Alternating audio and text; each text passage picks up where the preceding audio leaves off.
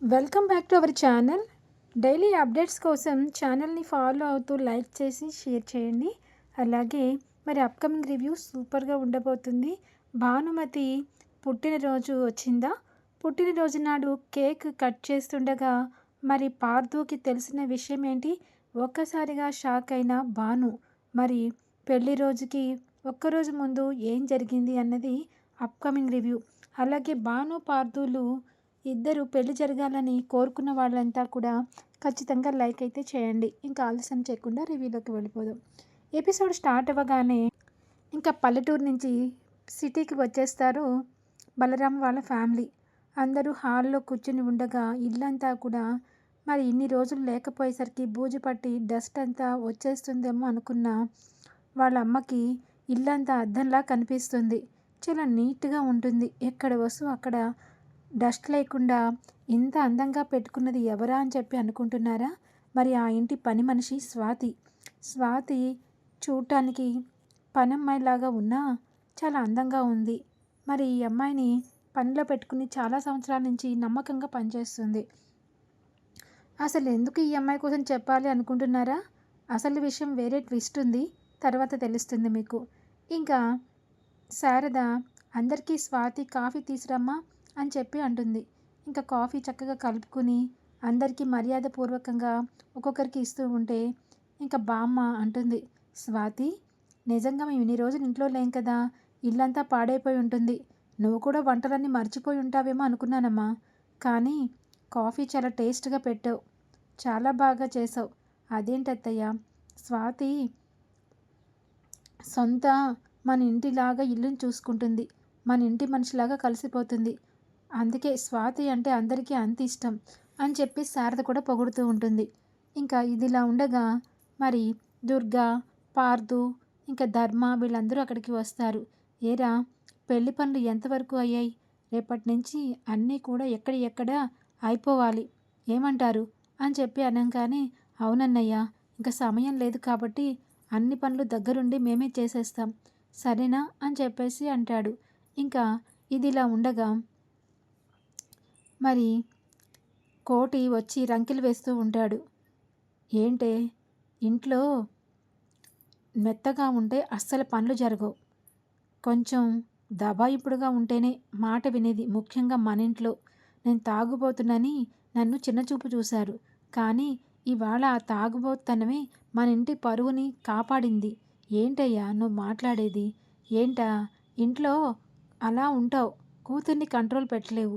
ఇంట్లో నుంచి అది బ్యాగ్ తీసుకుని వెళ్ళిపోతుంటే నేను పడుకోబట్టి కదా రోడ్డు మీద అది నన్ను తీసుకొచ్చి మళ్ళీ వెనక్కి వచ్చింది, లేదంటే ఈ పాటకే మన పరువంతా గంగలో కలిసిపోయేది అని చెప్పి అనగానే, అవునయ్యా, ఇంకా ఏంటంటే అడవిలో సింహం కుంటిదైతే వీధి కుక్కలు కూడా మీదకొచ్చి పడి కరిచాయంట, అలా ఉంది మన ఇంటి పరిస్థితి అనగానే, నిజమేనయ్యా, ఇంటి పెద్ద మంచిగా ఉంటే కుటుంబం సర్దుకుపోతుంది, కాకపోతే ఇంటి పెద్ద తాగుబోతైతే కుటుంబం వీధిన పడుతుంది. నోర్మయ్, ఏం మాట్లాడుతున్నావు? ఇప్పటికైనా నీ కూతుర్ని నమ్మి ఫ్రీగా వదిలేవనుకో అది పారిపోతుంది. లేదులేయ్యా, ఎక్కడికి వెళ్ళనని నాకు ప్రమాణం చేసింది. ఓహో, ప్రమాణం చేసిందా? ఇలాంటి ప్రమాణకాలు చాలా చూశాను, కానీ ఎప్పుడైనా ఒకటైనా నిలబెట్టుకుందా? దాని మొహం అదిను, అది ఇంట్లో నుంచి గడప దాటిందో కాళ్ళు విరక్కొట్టేస్తాను, జాగ్రత్త అని చెప్పేసి వెళ్ళిపోతాడు. ఏంటి ఎప్పుడు నా కొడుకు మీద పడి ఏడుస్తావు? నీ కూతుర్ని అదుపులో పెట్టుకుని వచ్చిన పెళ్లి సంబంధం చేసుకునేటట్టుగా చూడు, ఇప్పటికే చాలా చేసింది అది అని చెప్పి బామ్మ కూడా లోపలికి వెళ్ళిపోతుంది. ఇంకా ఇదిలా ఉండగా మరి వసు ఒక పెద్ద రోజ్ ఫ్లవర్ తీసుకొచ్చి గిఫ్ట్గా ఇస్తుంది భానుకి. అక్క హ్యాపీ బర్త్డే అక్క అని చెప్పి అనగానే ఒక్కసారిగా షాక్ అవుతుంది భాను. తను ఈ గొడవల్లో పడి తన పుట్టినరోజున్న సంగతే మర్చిపోతుంది. మరి ఈ పుట్టినరోజుతో తన కోరిక, తన ఆశయం కూడా ఆగిపోయినట్టేనా? ఇవాటి వరకు ఎన్ని అస్త్రాలు ప్రయోగించినా మైనార్టీ తీరలేదని పెళ్ళి ఆపాల్సి వచ్చింది. కానీ ఇవాళ నా పుట్టినరోజు, ఈ రోజుతో నాకు ఇంకా ఆ అస్త్రం కూడా చేజారిపోయినట్టే. అవునక్క. ఇంకా ఇది నువ్వు అడ్డం పెట్టుకుని పెళ్ళి ఆపుకోలేవక్క అని చెప్పేసి అంటుంది. ఏం చేయమంటావు వసు? ఇంక నాకు పెళ్ళే శరణ్యమా అని చెప్పేసి అనుకుంటూ బాధపడుతూ ఉంటుంది. ఏదేమైనా ఇంట్లో నుంచి నువ్వు వెళ్ళిపోవాలనుకున్నావు కదక్క. మళ్ళీ తిరిగి వచ్చావు. నీ పుట్టినరోజుకి మళ్ళా మన ఇంట్లో ఉన్నావు అని చెప్పేసి అంటూ వాళ్ళ చెల్లి హ్యాపీ బర్త్డే టు యూ అక్క అని చెప్పి అంటుంది. సరే, ఇంకా ఇదిలా ఉండగా మేడ పైన స్వాతి బట్టలు ఆరపెడుతూ ఉంటుంది. ఇంకా దొంగచాటుగా చరణ్ అక్కడికి వస్తాడు. ఇంకా తన భుజం మీద చెయ్యి వేయంగానే ఒక్కసారిగా ఉలిక్కి పడుతుంది స్వాతి. ఎవరానని. ఎవరు అని చెప్పి చూసి, ఎవరు స్వాతి? ఇంత ధైర్యంగా మా ఇంట్లో నీ భుజం మీద చెయ్యి వేసేది ఈ చెర్రీ ఒక్కటే కదా. అవునా చరణ్ బాబు అని చెప్పి నవ్వుతుంది. అయినా ఇన్ని రోజులు నన్ను చూడకుండా మీరు వెళ్ళి ఆ ఊర్లోనే ఉండిపోయారు కదా.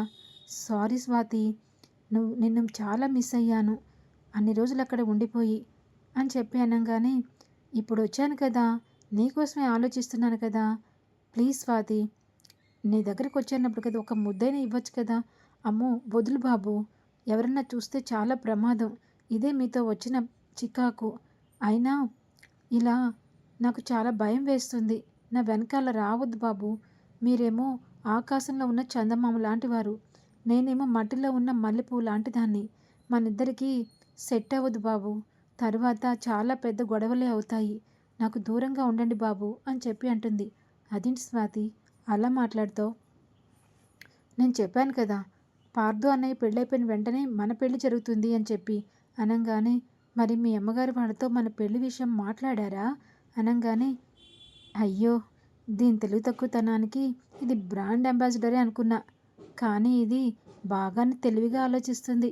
నాకు భార్య అయిపోదాం అనుకుంటుందేమో, పెళ్లి చేసేసుకుని ఇంటికి కోడలైపోదాం అనుకుంటుందేమో. ఎంత తెలివి తక్కువగా ఆలోచిస్తున్నావు. నిన్ను నేను ఎన్నో రకాలుగా పడగొట్టాలి అనుకుంటున్నా. ఒకసారి నాకు పడిపోయిన తర్వాత ఇంకా నీ ముఖం కూడా చూడనే అని చెప్పేసి లోపల అనుకుంటూ ఉంటాడు. ఇంకా మరి ఇంకెందుకు, పెళ్ళైపోతే దాకా మీరు దూరంగా ఉండండి.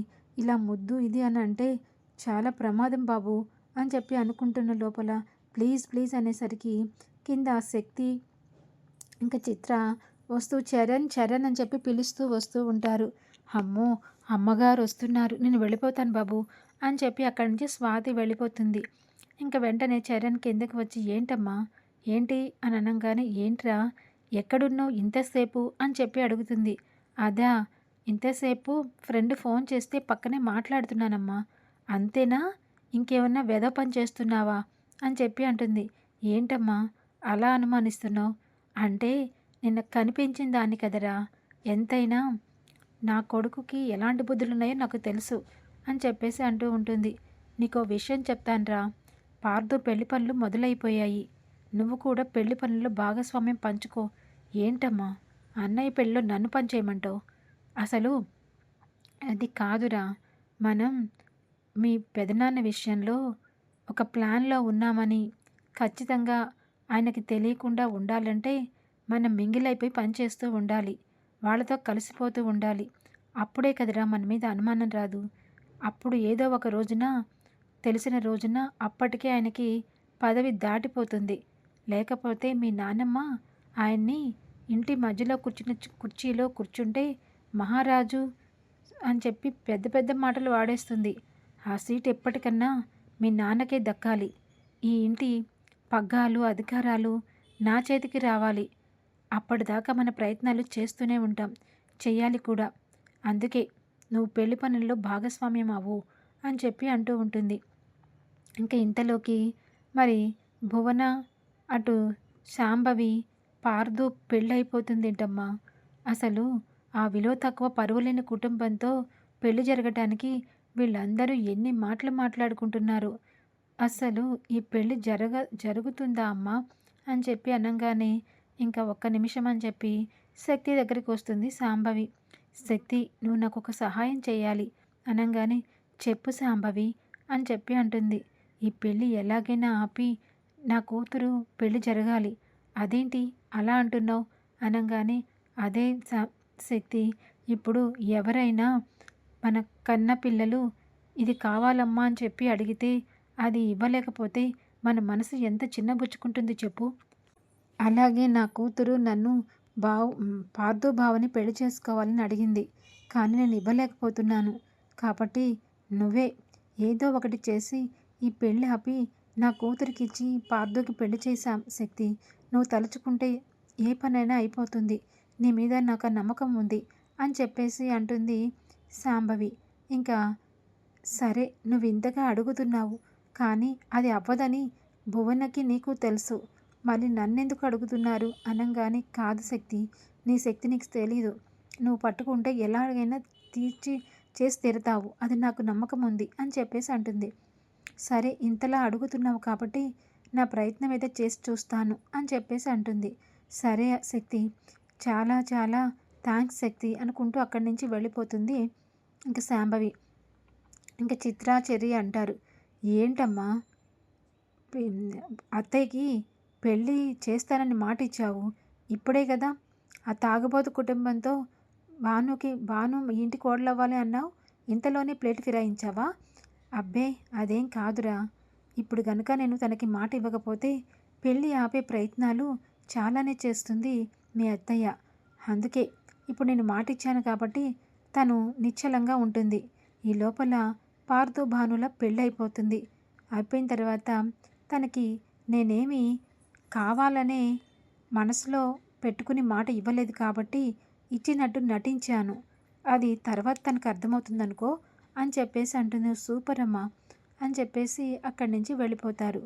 ఇంకా ఇదిలా ఉండగా మరి పేపర్ల బండిల్లో నుండి మన భాను పేపర్ ఫోటోలో పడుతుంది కదా, ఆ ఫోటో కనిపిస్తుంది శక్తికి. ఇంకా ఇదేంటి మన భాను ఫోటోలాగా ఉందే అని తీసి చూస్తుంది. చూడంగానే భాను ఉంటుంది. నవవధువు చదువు మీద శ్రద్ధతో మరి పెళ్లి బట్టలతో వచ్చి రాసింది అన్న పేపర్ చదివి ఇంకా ఆశ్చర్యపోతుంది. ఆ రోజు అంతా గొడవ జరిగి పెళ్ళి ఆగిపోతే భాను అదేమీ ఆలోచించకుండా ఎగ్జామ్ రాసిందా అంటే ఈ ఇంటి పరువు కోసం ఆలోచించలేదన్నమాట. ఇలాంటి అమ్మాయి మా ఇంటి కోడలైతే మరి నా పరువు పోయిన రోజునే ఎగ్జామ్ రాసింది అని చెప్పి బావగారు చూస్తే చాలా బాధపడతారు. ఈ పెళ్ళి జరగనివ్వరు, అలా జరగటానికి వీల్లేదు అని చెప్పేసి అనుకుంటుంది ఇంకా శక్తి. ఇంకా అలా పేపర్ చూస్తూ స్టన్ అయిపోతుంది. ఏంటమ్మా శక్తి, పేపర్లో ఏముంది, అంత నిర్ఘాంతపోయావు, ఏది ఒకసారి ఇవ్వు అనగానే పేపర్ని తీసుకుని మరి వెనకాల చదువుతూ ఉంటాడు. ఆ సమయంలో తన మీద కేసు ఫైల్ అయిన విషయం అంతా పేపర్లో వస్తుంది. ఇది చూసి మరి శక్తి ఇలా రియాక్ట్ అయిందేమో అనుకునే లోపల అక్కడికి శారద ఫోన్ తీసుకుని వస్తుంది. ఏమండి, మీ ఫోను స్విచ్ ఆఫ్ వస్తోందట, నా ఫోన్కి చేశారు, మీతో ఏదో మాట్లాడాలట అని చెప్పేసి అంటుంది. ఇంకా ఫోన్ తీసుకుని మాట్లాడేసరికి పేపర్ని అక్కడే వదిలేసి వెళ్ళిపోతాడు. ఇంకా ఊపిరి పీల్చుకుంటుంది శక్తి. ఆ పేపర్ని తీసి దాచిపెట్టేస్తుంది. ఇంకా ఇదిలా ఉండగా పెళ్ళికి సంబంధించిన ఏర్పాట్లన్నీ మరి అన్నీ చకచక జరిగిపోతూ ఉంటాయి. ఇంకా ఇదిలా ఉండగా కోటి అల్లుడు గారికి ఫోన్ చేసి, బాబు అల్లుడు గారు, ఈరోజు మా భానుమతి పుట్టినరోజు అని చెప్పేసి అంటాడు. ఏంటి మావయ్య, భానుమతి పుట్టినరోజా? అయితే ఇంకేముంది, తన పుట్టినరోజు గ్రాండ్గా సెలబ్రేషన్ చేయాలి. అవును బాబు, తనకి ఈ రోజుతో 18 ఏళ్ళు నిండిపోతున్నాయి. ఇప్పుడు తను మైనర్ కాదు, మేజర్ అవుతుంది అనగానే, అవును మావయ్య నిజమే అని చెప్పేసి అంటాడు. మరి ఇంకెందుకు ఆలస్యం, నేను అన్ని ఏర్పాట్లు చేస్తాను, మీరు భానుకి అసలు చెప్పకండి అని చెప్పి అనగానే, సరే బాబు అని చెప్పేసి అంటాడు. ఇంకా భానుమతి కోసం వాళ్ళ ఇంట్లో ఒక రూమ్ తీసుకుని బెలూన్స్తో చాలా సర్ప్రైజింగ్గా చాలా విధంగా డెకరేట్ చేసి పెడతాడు. ఆ డెకరేషన్ చాలా చూడచక్కగా ఉంటుంది. ఇంకా అక్కడికి మరి భాను కూడా చక్కగా శారీ కట్టుకుని రెడీ అవుతుంది. ఇంక ఇంటిల్లపాది భాను పుట్టినరోజుకి చక్కగా రెడీ అయ్యేసరికి పార్థు భానుని కళ్ళు మూసుకుని తీసుకొచ్చి సర్ప్రైజ్ చేస్తాడు. కేక్ని చూసి డెకరేషన్ చూసి ఆశ్చర్యపోతుంది. ఇంకా కేక్ కట్ చేసే టైం వస్తుంది. కట్ చేసి మరి పార్థుకి తినిపిస్తుంది. పార్థు కూడా భానుకి తినిపిస్తాడు. ఇంకా వాళ్ళ అమ్మ, కోటి, చెల్లెలు, నానమ్మ అందరూ తినిపించేసరికి ఇంకా సడన్గా పార్థుకి ఫోన్ వస్తుంది. హలో అనంగానే, ఏంటి ఆ రోజున పెళ్లి రోజున ఫోన్ చేసిన అమ్మాయి ఎవరో తెలిసిపోయిందా అని చెప్పేసి పెద్దగా ఆ అమ్మాయిని ఆ పేరుని అస్సలు వదలమాకు, ఎవరో చెప్పండి అని చెప్పి గట్టిగా మాట్లాడుతూ ఉంటే ఇంటిల్లపాది ఒక్కసారిగా షాక్ అయిపోతారు. మరి ఫోన్ చేసింది భానుమతి అని తెలుసు కదా. భాను కూడా ఒక్కసారిగా హడలెత్తిపోతుంది. మరి పార్థుకి నిజం తెలిసి భాను భానుతో పెళ్ళికి ఒప్పుకుంటాడా? అసలు నిజంగా భానుమతి చేసిందా విషయం తెలుస్తుందా, లేదా భువన చేసిన విషయం తెలుస్తుందా అన్నది నెక్స్ట్ టీవీలో తెలుసుకుందాం. Thanks for watching. Welcome back to our channel.